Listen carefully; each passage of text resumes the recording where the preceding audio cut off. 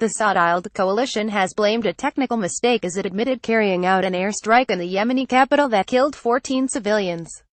Several children were reportedly among the dead in Friday's early morning attack on the Fajat neighborhood of Sana'a, which reduced an apartment block to rubble.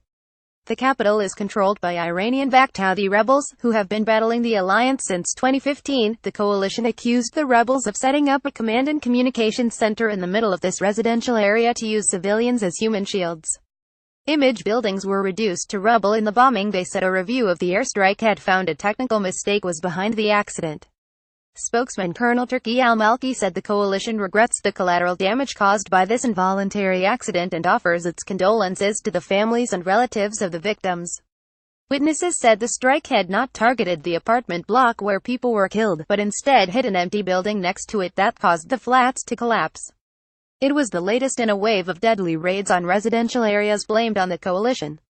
The International Committee of the Red Cross condemned the attack as outrageous, while Amnesty International said the alliance had rained down bombs on civilians while they slept. Image More than half of Yemen's hospitals are not functioning properly. Image UNICEF says hundreds of thousands of children are at risk of starvation. The Houthis, who have controlled the capital since 2014, are allied with troops loyal to former President Ali Abdullah Saleh. Meanwhile, the Saud coalition is trying to restore the internationally recognized government of Abd Rabbu Mansur Hadi to power.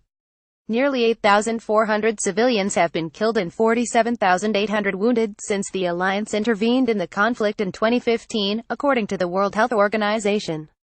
The country is dealing with a deadly cholera outbreak that has claimed nearly 2,000 lives and affected more than 500,000 people since late April. A shortage of food has also pushed the country to the brink of famine, and UNICEF says 400,000 children are in need of urgent life-saving food.